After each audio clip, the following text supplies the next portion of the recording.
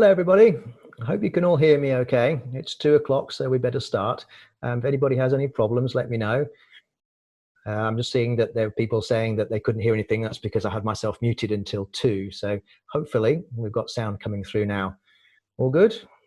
All right. So welcome, everybody, once more to another webinar. This is our second webinar, of course. And a couple of things. We had some really good feedback and some good questions last time. And on the basis of that, I've got some ideas for some recorded videos.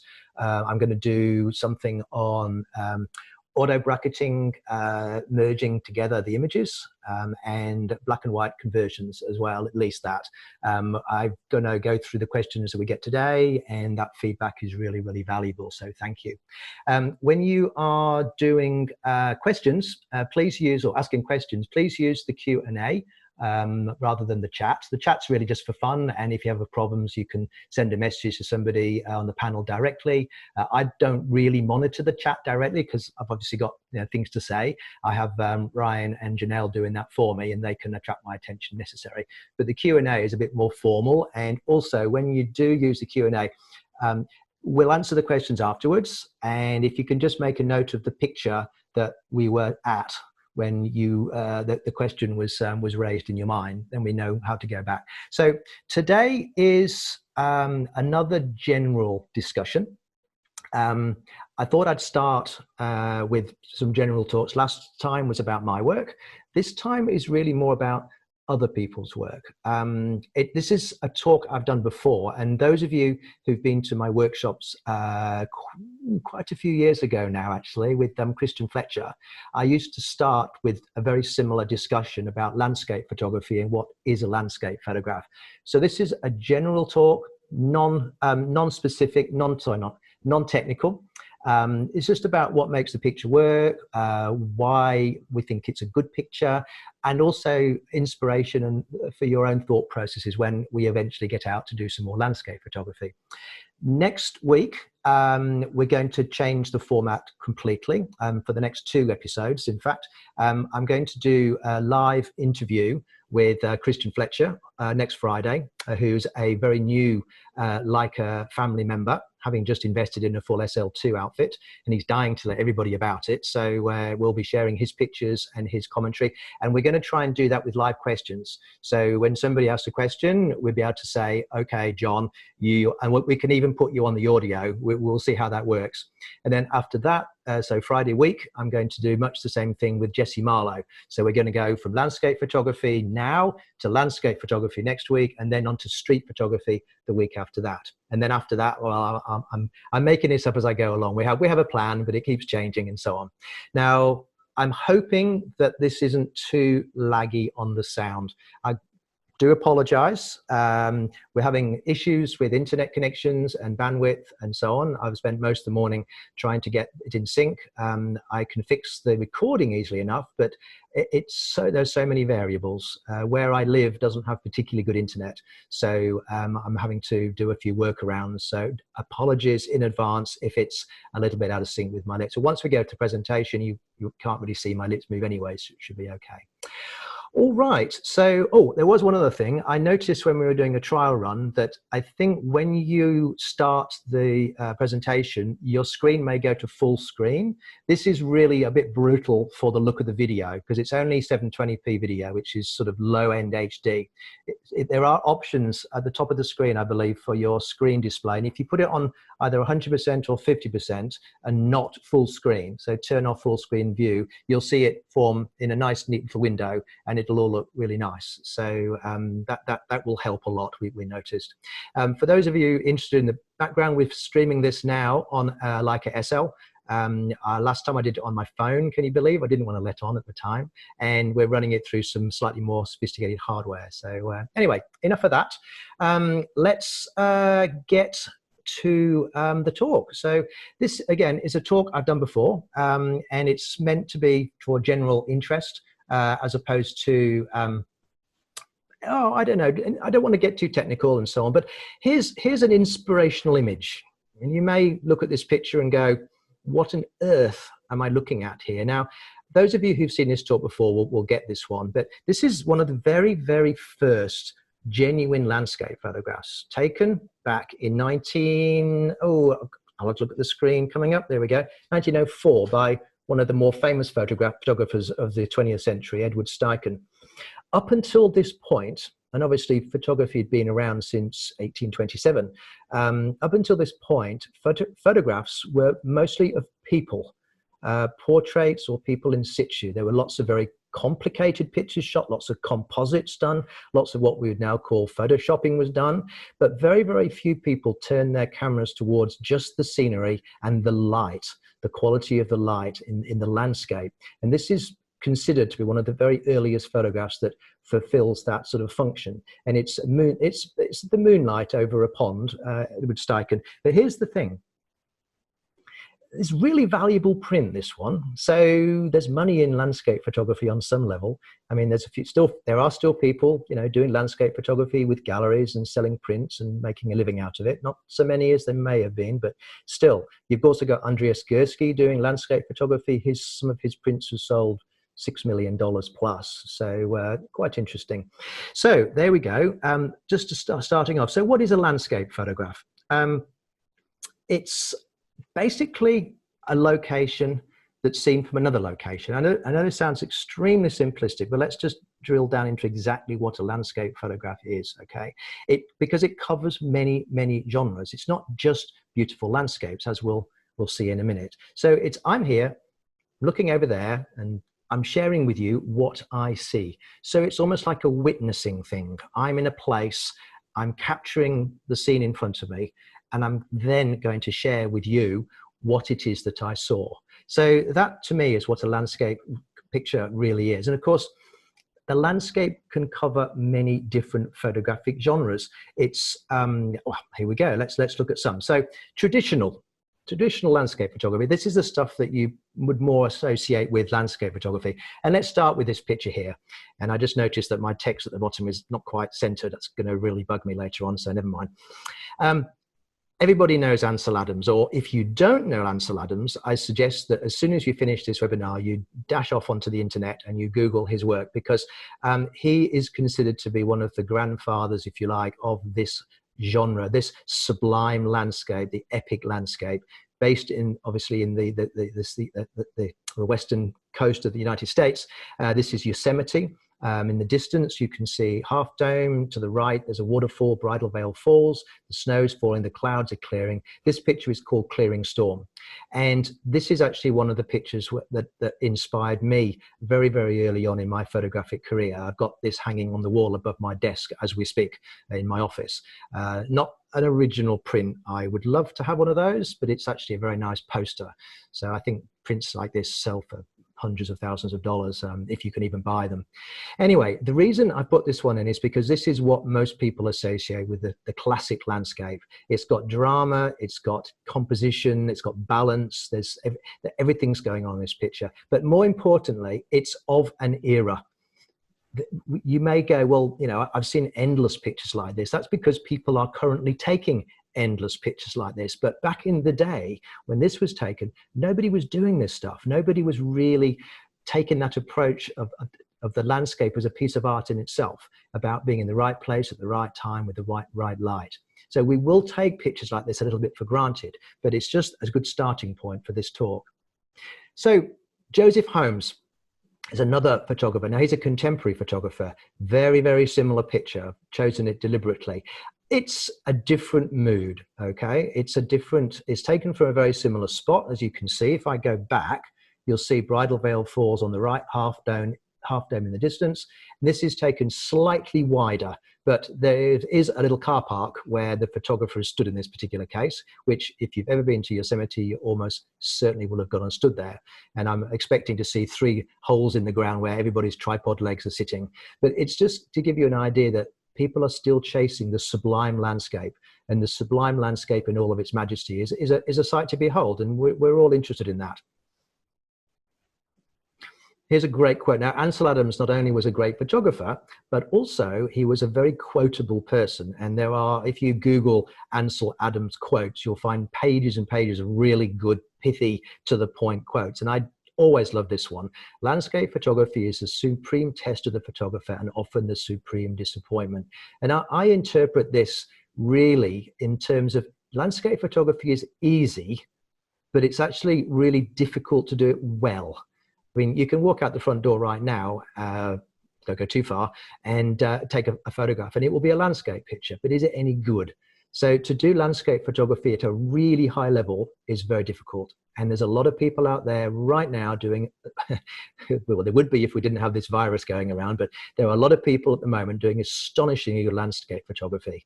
But it's not easy, and it really comes down to a huge amount of commitment and a lot of time spent in the field. So let's talk about the different genres. Industrial, now that doesn't really sound very landscapey, but let's have a look at this one. Edward Bertinsky.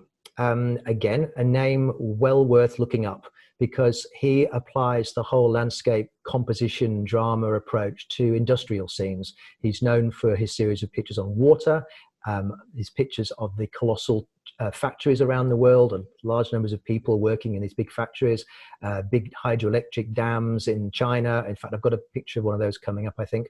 But if you look at this picture, there are some classically landscape features about it. We've got repeating shapes. Now, repeating shapes is one of those great graphical elements which will always work in a photograph. You've got similar shapes that are repeated at different sizes. So you've got the pyramids of the coal.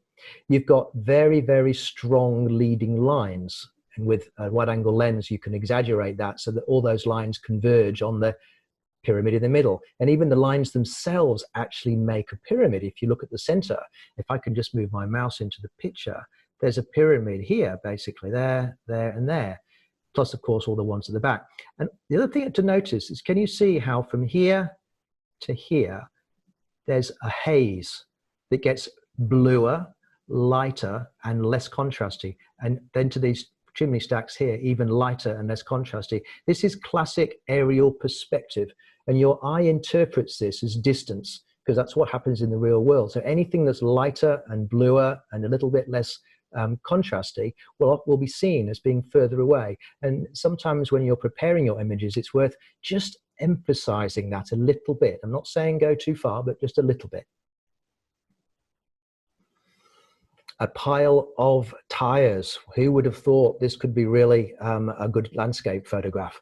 But it is. It's still applying the same composition techniques. He's got drama of light. You see there's a bit of cross light here. It's not just flat lighting. There's a bit of sunlight drifting across here. It's very, very balanced. And we'll talk about that in a little while. And of course, it makes a statement about wastage and pollution and so on. So it's a landscape picture. It's approached with the same effort and the same intensity as normal landscape photography, but it's of an industrial subject. Now, here we go. This is, I think this is the Three Gorges project in China. I'd have to check, but the same thing applies. It's graphically striking, repeating shapes. You've got the circles in the middle. You've got the, I don't even know what these are, big turbine frames, I would imagine, repeating into distance. Really good aerial perspective. It goes bluer in the distance there and lighter and less contrasty.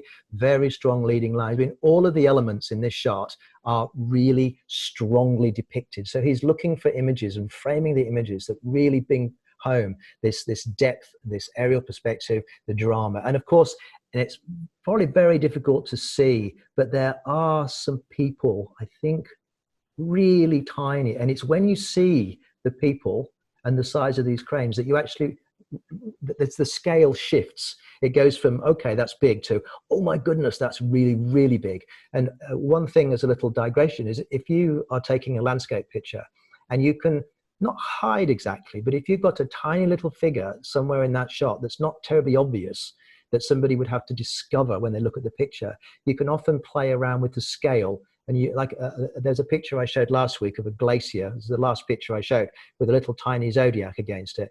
And that if that had been way off center and you didn't see it immediately, the scale would have gone from big to suddenly, oh my goodness, it's a lot bigger than I thought. So that little discovered element can be a powerful compositional tool.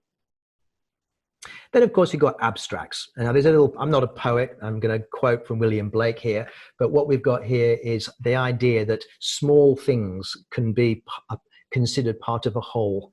A world in a grain of sand, heaven in a wildflower, infinity in the palm of your hand. eternity in an hour. And he's basically saying that you should look for details and shapes and forms that are representative of the whole. And you can do that with landscape photography too. So going back to Joseph Holmes once more, this is an incredibly easy picture to take because it's just almost literally pointing the camera at the subject, making sure the focus is right and letting the camera do the work with exposure. But of course, it's more than that. This is a reflection of the four colors in the Merced River in Yosemite again. And as an abstract image that is somehow representative of the whole, I find it works astonishingly well. I absolutely adore this picture. I would have this on my wall at home in a heartbeat. It's the seeing here that's the difficult bit, not the execution of the shot. It's very easy to get bogged down in the technicalities of photography, but this is a picture you could take on your phone in principle. Now, I know for a fact that Joe uses large format film, or certainly did when he shot this picture, but it doesn't really matter. It's walking along the riverbank and noticing that when the sun is shining on the foliage, but the water itself is in shade. This is important, so it's got to be just the right time of day. You get this very, very vivid reflection of bright colors. Next time you see some still water and you're there when the sun is not on the water, but it is on the bank, you'll see those reflections much, much, much stronger. So it's a timing thing and a knowledge that that is the case with these sorts of pictures. Now, this one's slightly less abstract, but it almost plays to one of my points I'll come up with in a sec, which is about simplicity. This is eliminating everything in the picture which doesn't say trees and fall colors. So he's left with just the verticals of the tree trunks and the colors of the foliage. Doesn't need anything else. You could have shot this with a wide angle lens, included some sky and a foreground, but at the end of the day, what is it about this scene that made you go, wow, that's fantastic? It's probably the repeating shapes of the trees, remember, repeating shapes, and the intensity of the color.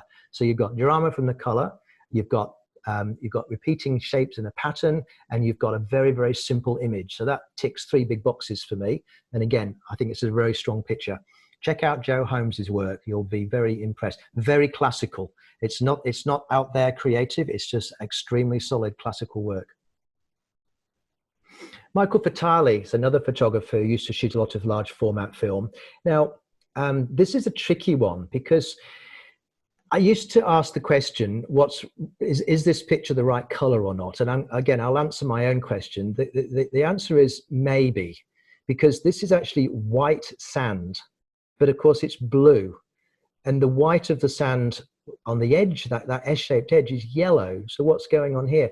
We've got 2 light sources. We've got where the sun is shining and where the sun is not shining. Now, where the sun is not shining is illuminated by the blue sky. So it's blue. Where the sun is shining, and the sun's low in an evening sun, very low, tends to be very warm. So you've got 2 very distinctive light sources. Now, which of them is correct? Well, there's no easy answer. If you made the sand white in this shot, then you'd have a ridiculously orange ridge, and the sand would look weak.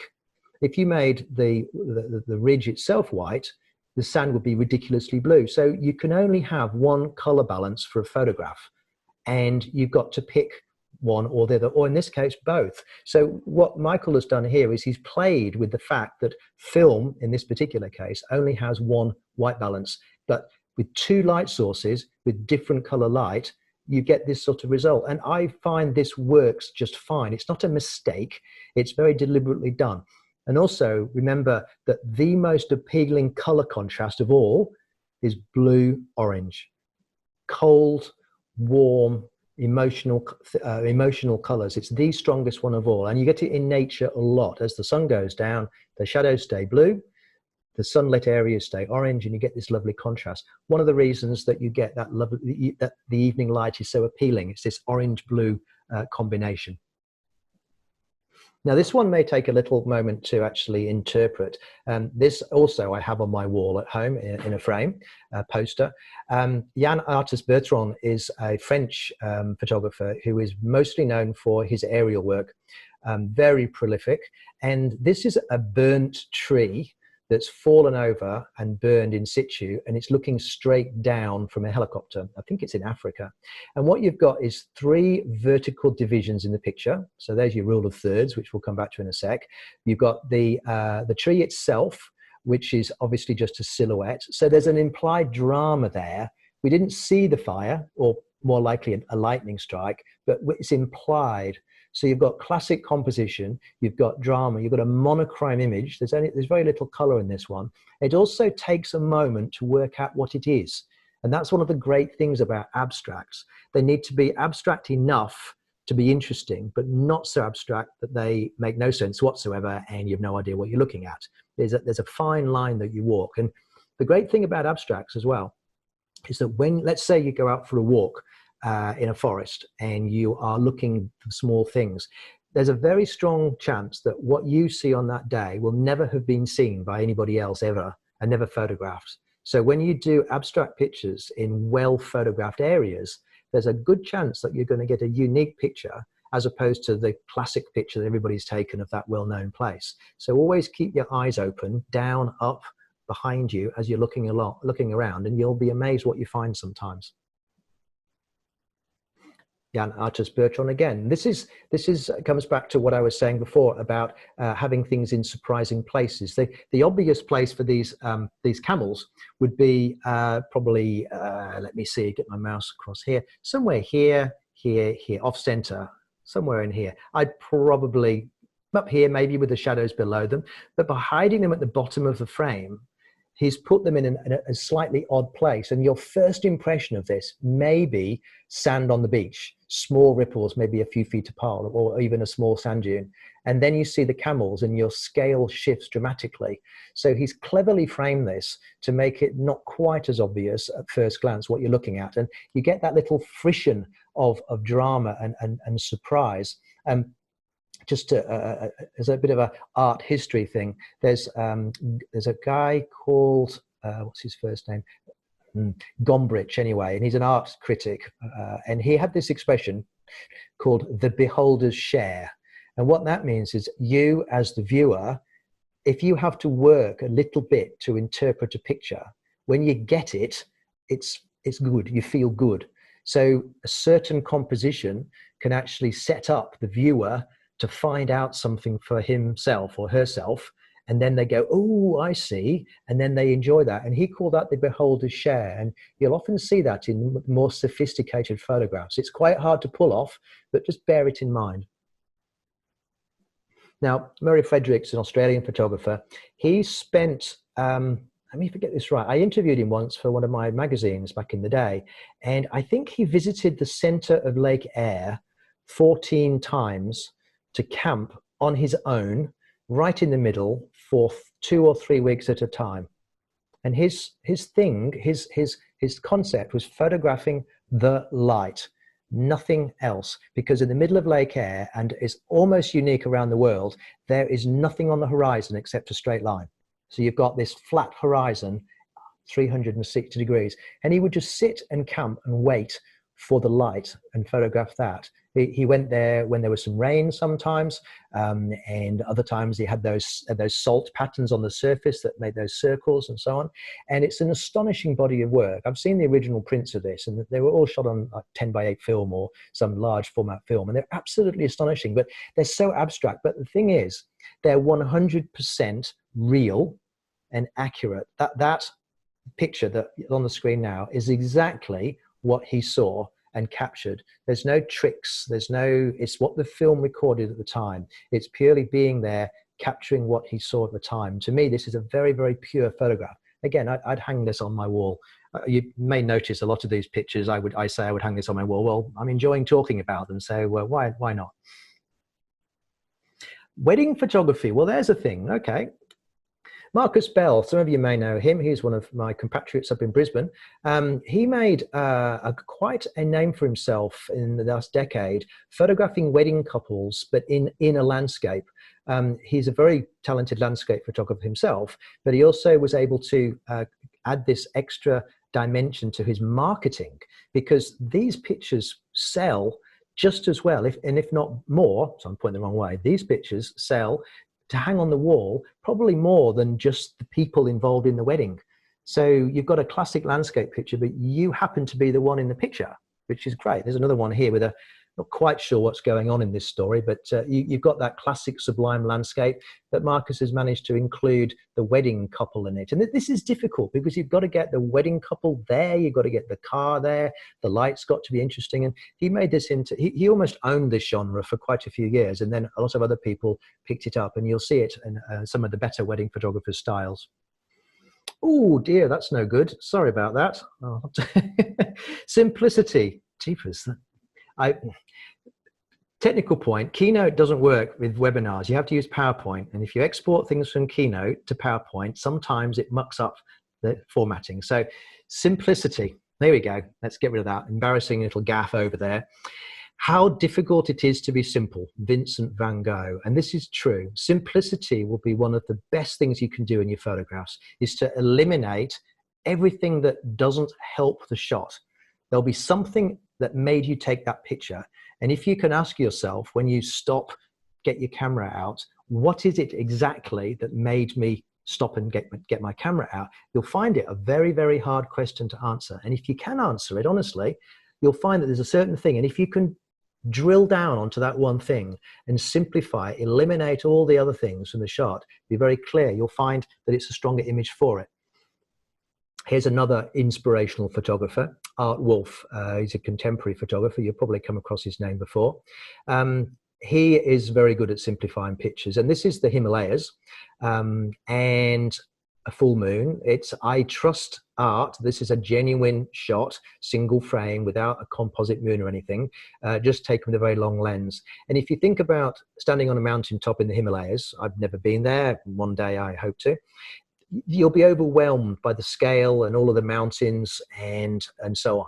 What he's done is, rather than take the vista, the broad vista, he's narrowed it down to one little tiny part of that picture. So this is the world in a grain of sand that Blake was talking about. He's saying this represents the essence of the shapes and the drama that I'm seeing in front of me.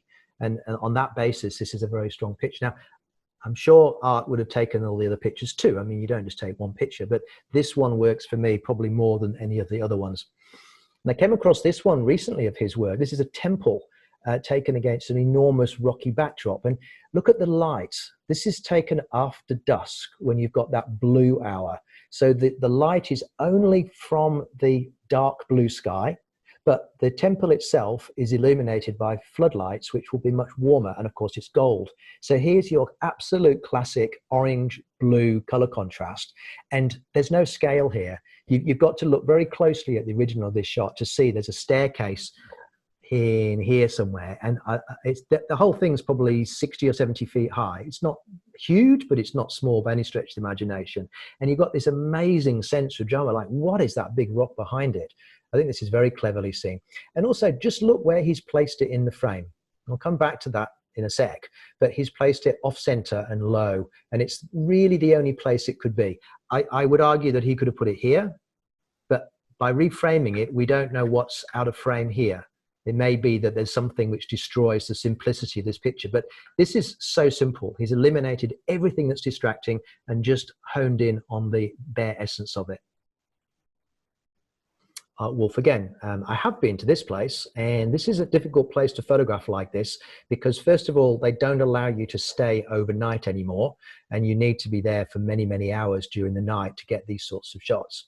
It's also a very difficult picture to shoot on digital cameras because if you look at how long the star trails are, each, let me see, would be what, 15 degrees, or I can't do the maths in my head, but every so many degrees is an hour of time as the star moves and leaves a trail. So this is many, many, many hours of the camera's shutter being open, and cameras go, the batteries go flat. It's not impossible to shoot. It's just a lot more difficult these days. And you can, of course, with a film camera, just leave the shutter open at night and go away for a few hours and come back. So it's one of the very few things that digital cameras aren't as good at. This is Deadvlay in Namibia, by the way, and it is a fabulous place to go. And I know Art's been there many times, and this is a really good shot.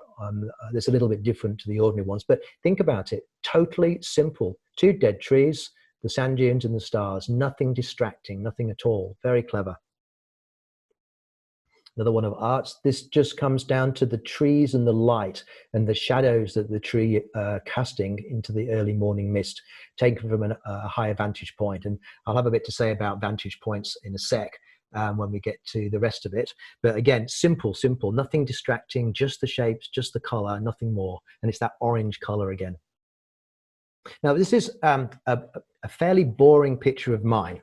I put this in for a reason. It just goes to show how you can simplify the picture just by a simple bit of framing. Now, compare this with that. All I've done is eliminate that messy tree, because think about this shot is obviously a rainforest. It's in Victoria. I think it's Tarrabilga National Park. Forests, as you may know, are very, very hard to photograph because they're generally just a mess of green.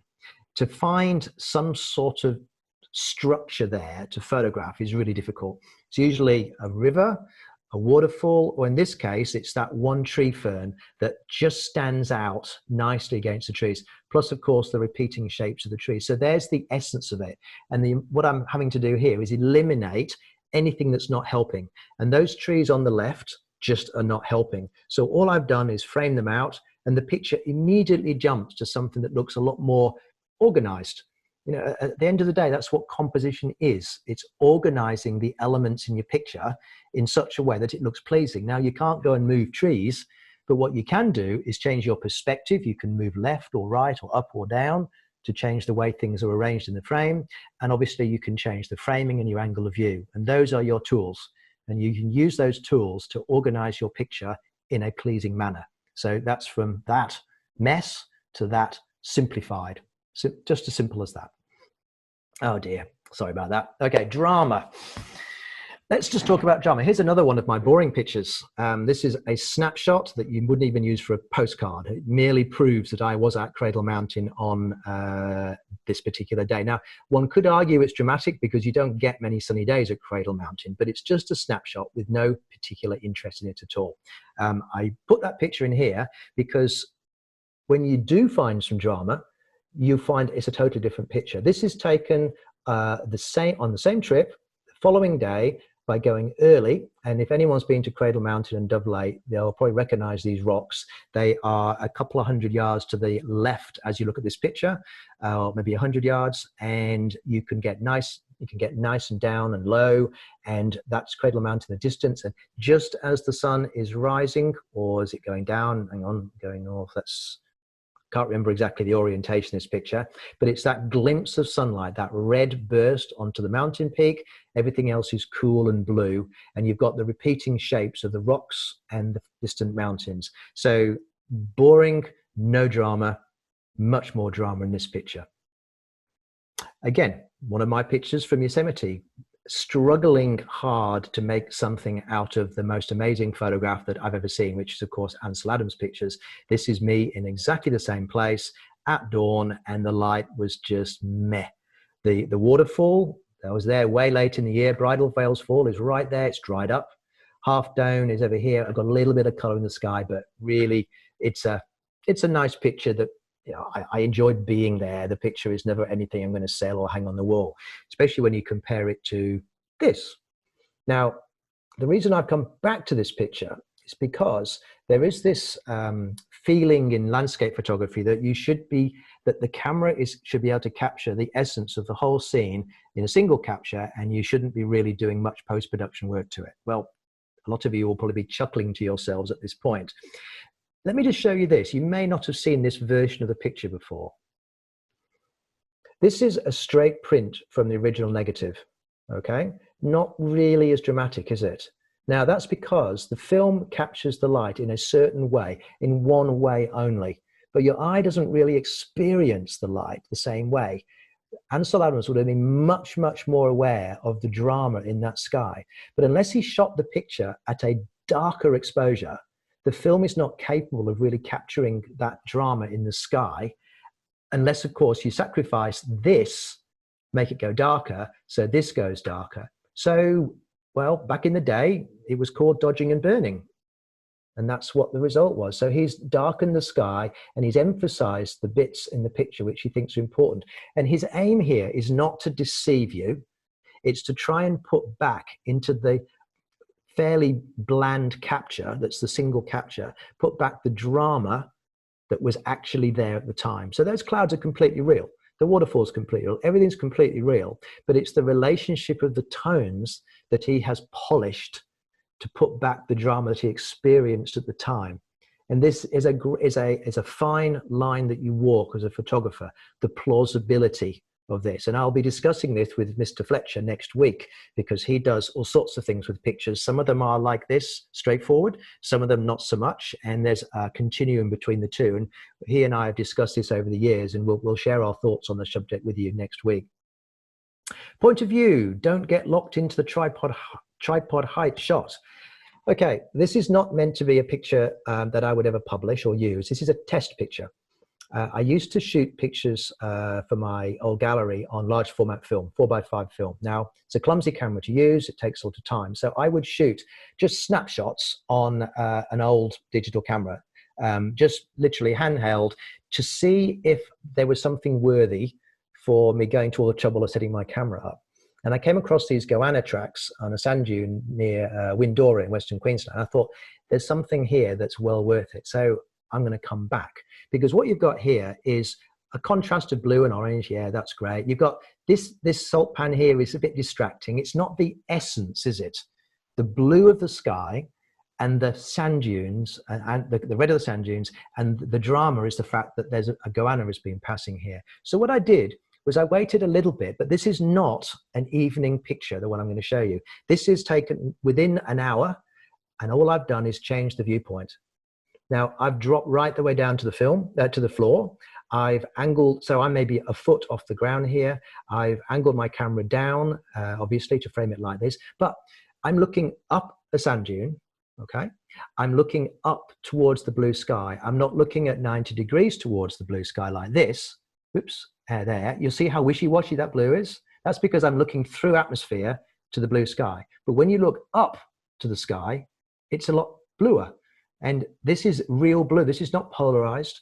This is not anything. This is a film picture straight off the negative, or the positive in this case. So what you're seeing here is the color just emphasized, not by any post-production, simply by viewpoint, and exaggerating those colors just by angling the camera. So I'm including sky at a different angle. Yann Arthus-Bertrand again. Difficult picture to interpret unless you look very closely, and then you'll find that it's an olive grove in the Middle East somewhere, possibly, or the Eastern Mediterranean, I believe. This is about the viewpoint. So the last picture was viewpoint by me getting down on hands and knees. This is a viewpoint by using my other favorite camera accessory, which is a helicopter now, or a drone these days. But it's a different viewpoint, looking straight down on something. And that gives you a very different perspective of things.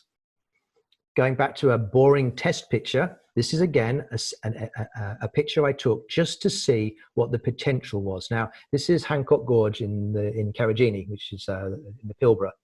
There's this beautiful little spot where the water trickles down the rocks. Now, I know that at a certain time of the day, the sun hits the rocks up here, out of frame up here, but this here is in deep blue light because it's only illuminated by the slot above your head of blue sky. So by coming back later and getting my camera down and low, I got this picture. This is exactly the same place. It's just a different time of day and it's a different camera angle. And I think you'll agree that they are like chalk and cheese. That's just purely by changing the angle of the picture. Oh dear, I really did screw up these slides, didn't I? Never mind. Time. The depiction of time. Long exposures accumulate sequence of individual moments into a single image. And that's what you're seeing here.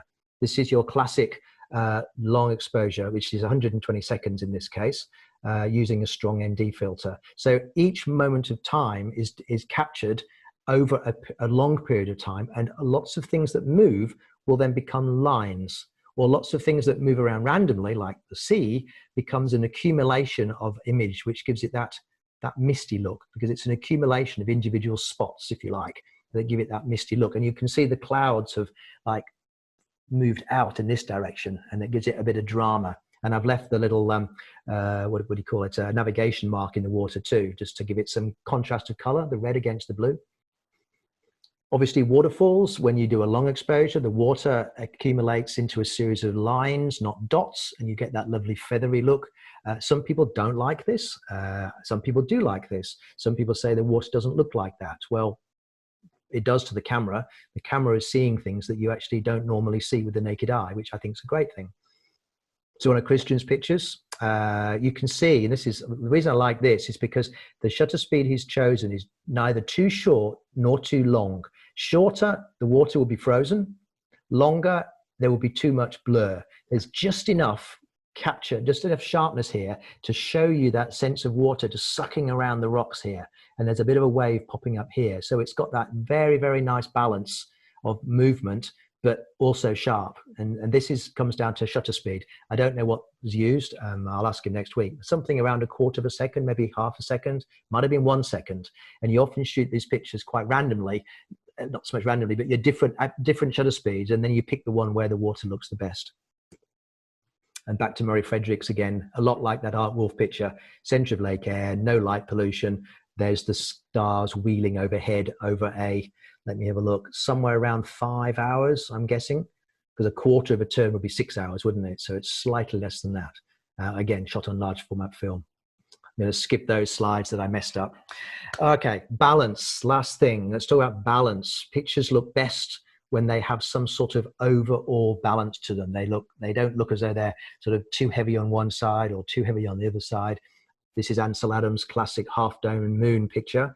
The shadows and the position of the moon are what give this one its balance. It really is giving us a real sense of just solidity here, I think. He's eliminated all the distracting elements. It's simplified. It's got the drama of the moon. His darkened blue sky, which was his trademark, is giving it some more solidity. And as a picture, this is just so centered, so grounded that it looks, you can feel the weight of that rock, I think. Again, here's another one of his pictures, very, very well balanced. There's this lovely S-bend going through, which takes your eyes up to the mountains. But you've also got this diagonal, almost, very subtle diagonal of light through dark, through light, through dark, through light again.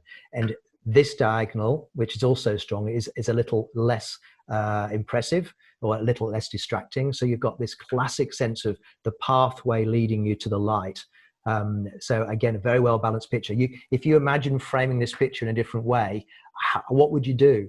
Could you go left? No. Could you go right? No. It just has to be like this. And this comes with practice. To me, it looks obvious that it's the right balance, but other people, they might go, well, I don't see it. Well, this is why it's a good idea to look at other photographers' work, because published work, particularly in the older books, was only of work that was deemed worthy of publishing, because there's a lot of money involved. So it's like a filter for the best work. And that's a great way to look for common themes in photography. All right. You can have the picture, the horizon in the middle of the picture. Why not? This is a picture I took in Penang in South Australia quite a few years ago. And if you're working with reflections, why not go for the symmetry? Why not put your horizon bang in the middle of the picture? You know, it works. Now, rule of thirds, those of you are going to poo-poo this, I know, but there's absolutely nothing wrong with the guide of thirds. Let's not call it a rule. Putting things off center, and I believe I've got, yes, there we go. You see, it works. Horizon here, interest there. Now, it's not a rule. You break this as much as you like, but it's a really great starting point to remind you that centered subjects look very static and off-center subjects just look more appealing. Horizon high means the foreground's really interesting. Horizon low means the sky's really interesting. It's nothing more than that. You don't have to take it literally. Just wanted to make the point that it works pretty well. Same with this one. I've put that little plant growing out of the sand on that third line roughly, and the shadow comes across the horizontal third line. This was taken on a Q. It's a macro shot taken on the Leica Q. I thought I'd finish off with some Leica pictures here. Oops, sorry. Same with this one. Now this balance here is more to do with the fact that something more central and bigger can be balanced by something smaller and further away from the center. It's like a fulcrum.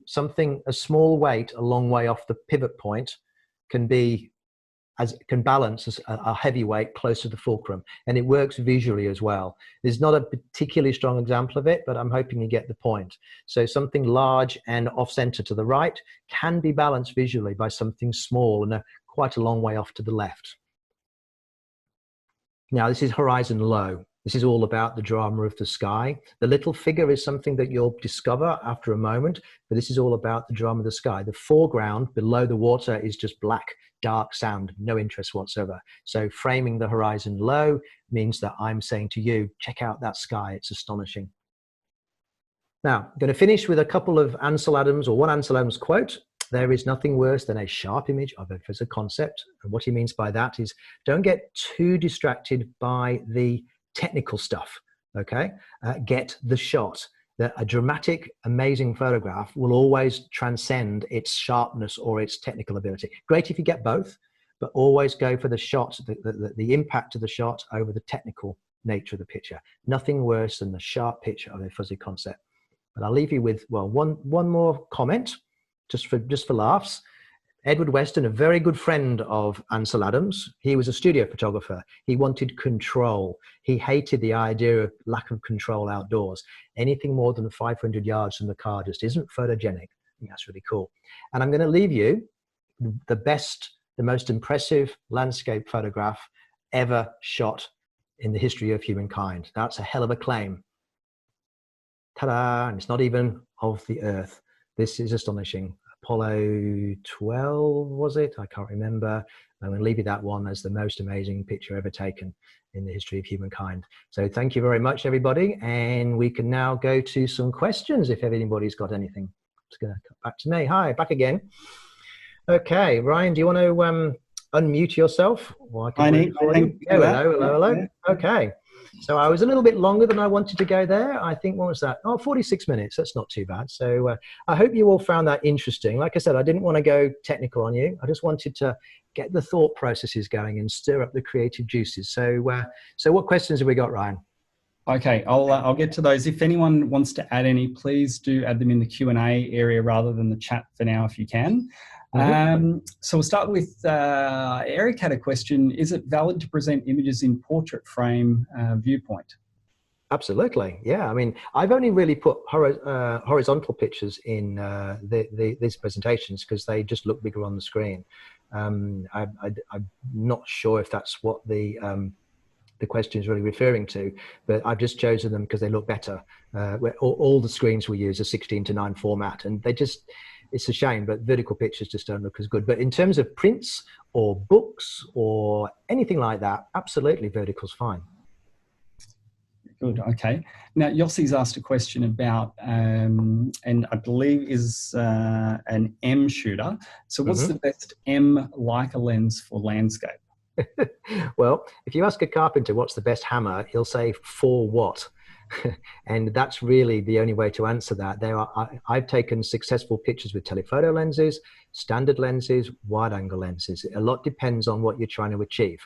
And I think that to simplify slightly, I would say a medium wide angle lens would be a good starting point, somewhere in the 24, 28, 35 realm. That's going to give you a better starting point, but you'll probably outgrow it very soon.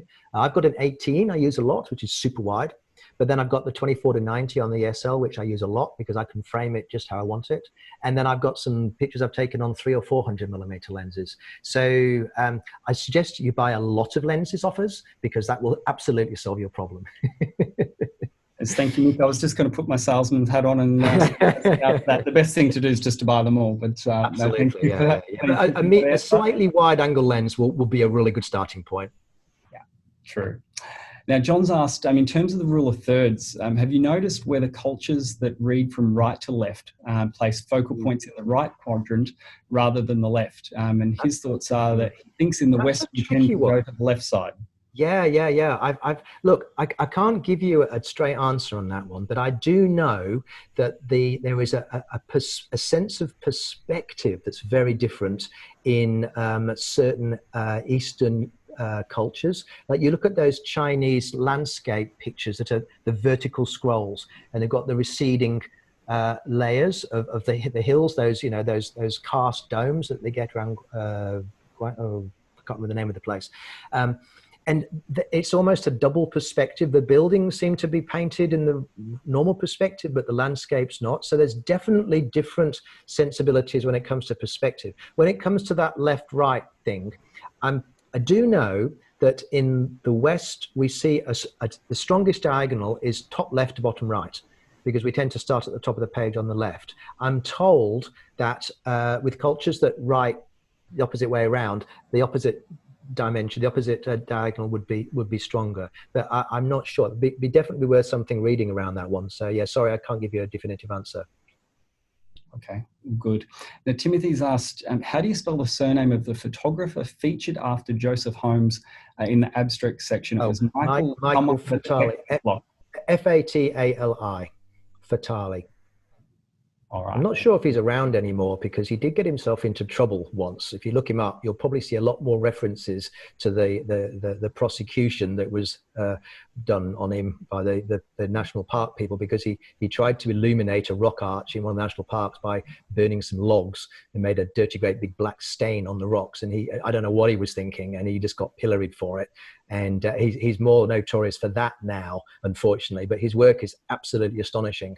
And a lot of it was shot on the large format 10:8 film, and just beautiful. So if you can put aside his rather significant faux pas, enjoy his work. But Fatali, Michael Fatali. All right, fantastic. Yeah, sorry about the text being blocked. It's like Ryan's going to give me a real smack upside the head. Oh, good. Now, John's asked a question. Hey, John. He says, slightly off topic, but what lens are you using on the SL2 for the video presentation? Just the 24-90, my good old stopgap lens. Yep, it's perfect. I'm hoping it looks better. We were talking about it earlier, and we think the color's better, and it's easier to frame, obviously. I was using my phone last time, which is a lot harder to control. So we've gone back to we've upgraded to the SL. This is the SL, not the SL2. Various reasons for that. Good. Okay. Ludwig's made just a comment, not a question. Excellent. This will make me re-examine, mainly recrop many of my photos. Excellent, Ludwig. It's a really important thing. Like, some people will try and photograph as is in the frame. Fine if you can do that, but I have no problems at all just subtly cropping, because sometimes it's impossible to get the point of view that you want. If you're shooting with a fixed lens and you have to stand in a certain place because there's a big hole in front of you or behind you or whatever, well, then you can imagine the shot cropped later. So I will often shoot a picture with it mentally cropped, and then when I get the original raw back, I will then go, oh, that's the picture I saw framed like this, and I'll crop it. And I think that's a perfectly valid way of working. All right. Now, Richard's asking, do you generally use f8 or less for landscape? And is there any scope for using a 35mm lens wide open for landscape, or do you usually stop down for depth of field? Okay, that's another very good question, actually. It comes down to a bit of psychology. In fact, I was just reading a new edition of a book called Eye and Brain by Richard Gregory, who's done a reasonably approachable book on how these and this work together to see things. And this is a slightly roundabout way of answering your question, but when you look at a print, for instance, and something in that picture is not sharp, in a landscape, like, think in terms of a scene rather than a thing, so it's a vista, it's disturbing to the eye, wants to see that detail. So in your classic traditional landscape image, pictures look best when they're super sharp and depth of field covers all parts of the picture.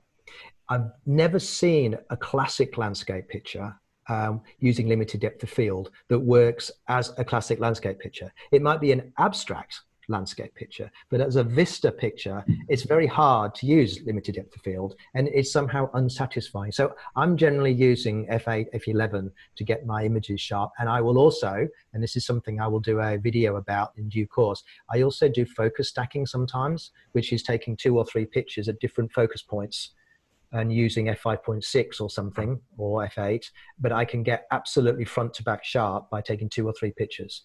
It's not particularly difficult to do. In fact, I think I put an article on the Leica Academy website about focus stacking for small, like, macro pictures, well, you can do exactly the same thing for landscape pictures as well.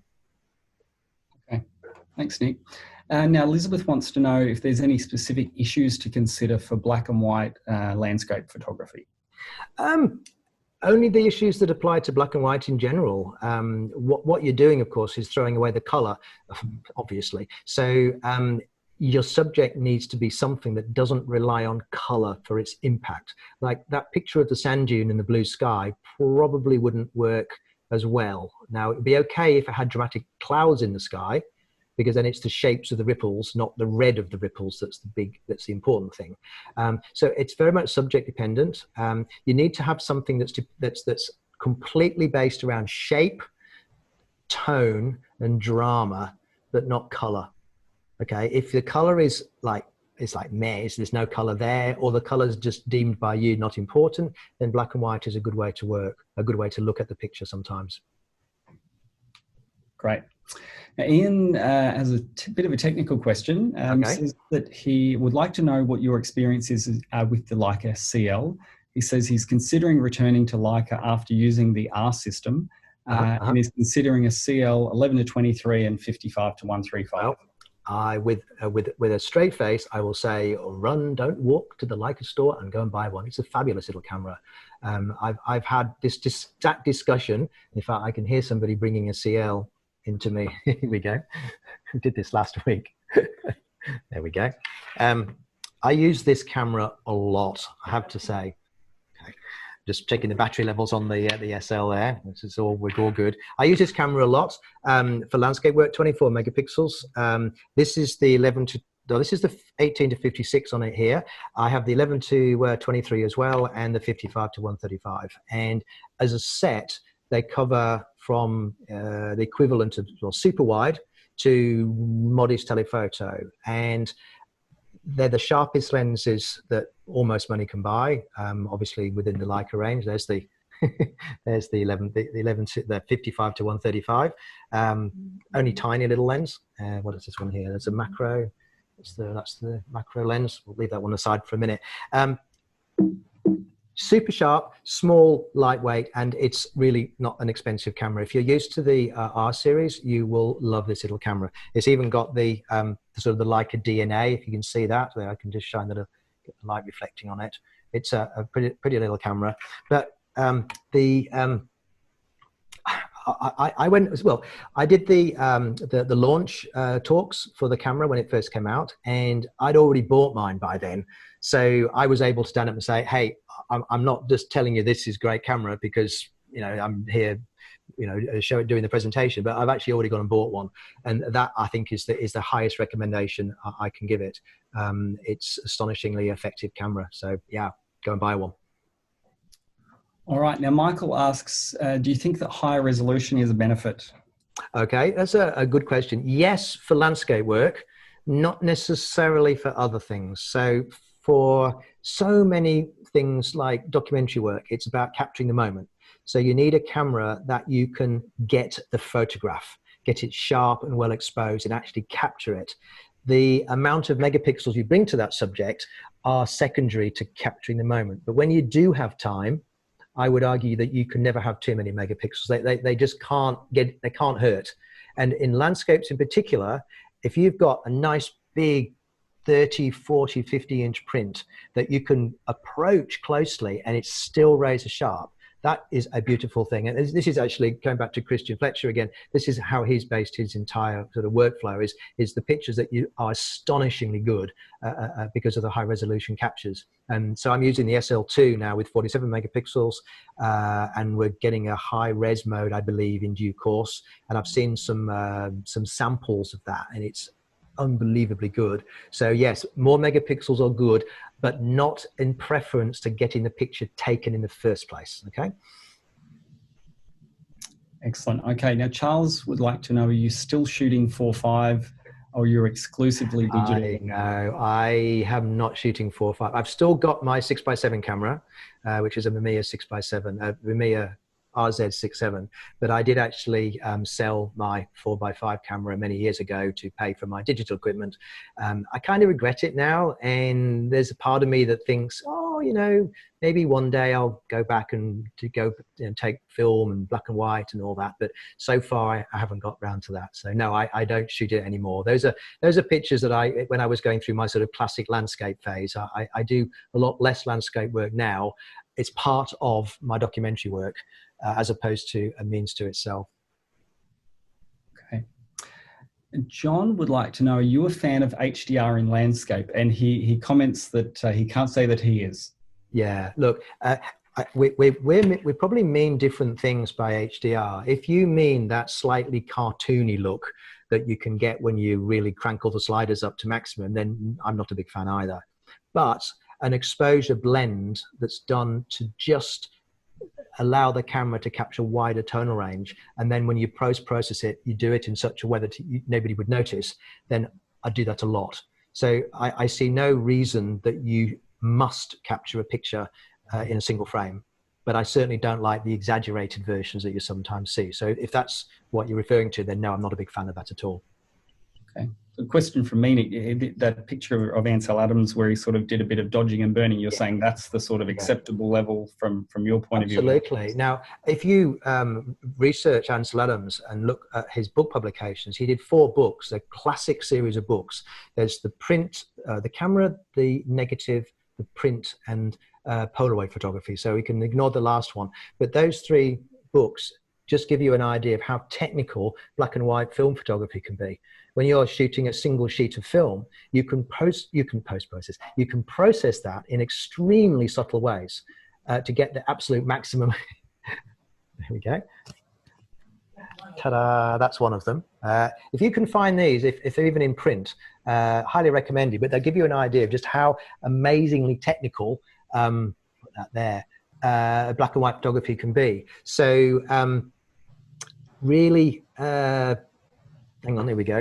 So Ryan, that image is the equivalent of what we now do in Photoshop. I'm sure that Ansel Adams would have loved Photoshop, but he would have always kept it real.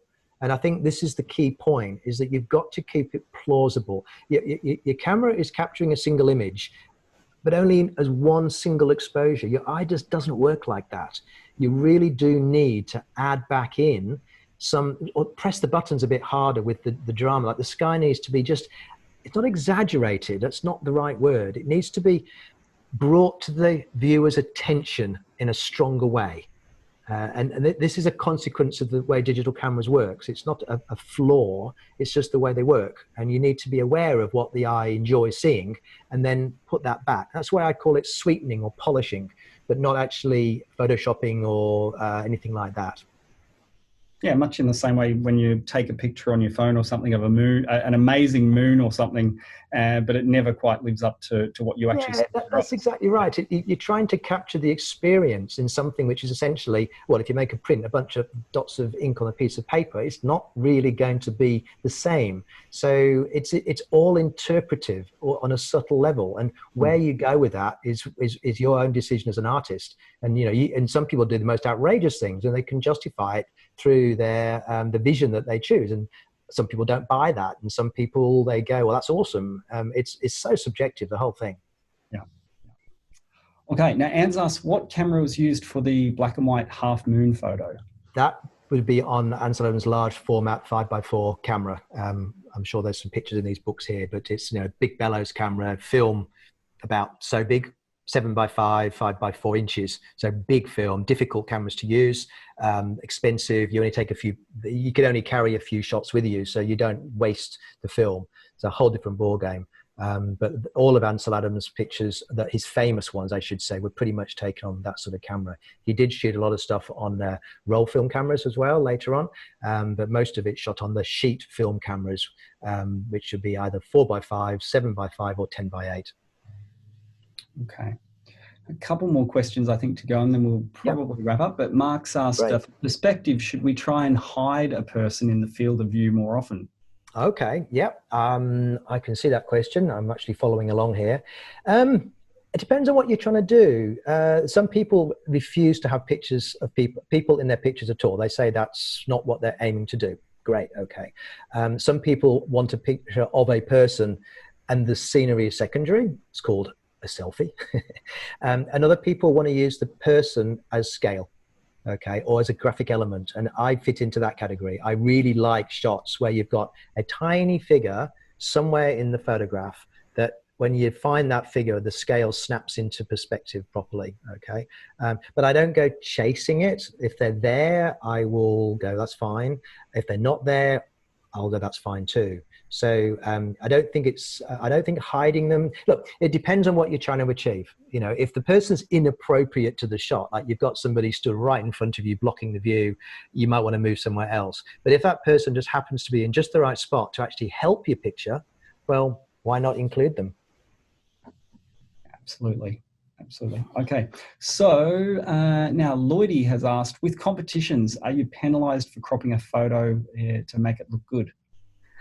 It depends on the competition, but I'm not aware of any competitions that insist that you supply the full frame. You may have to supply the original to prove that you took it, like the original RAW, but as far as I'm aware, almost all competitions at the very least will allow what they call normal darkroom techniques, which is tonal adjustments, brightness, contrast, color, and cropping. But the only way to be sure is to read the terms and conditions very closely, and that's always a good idea, because some of the photo competitions are very keen on keeping your pictures without your permission. So something to raise a flag, but always read the terms and conditions of photo competitions. Yeah, absolutely. Greg is asking, what was the model of the Leica you were just discussing? I think that was the CL. This is correct? the CL. This is the CL, the little baby CL. Yep. It's I'd call it our.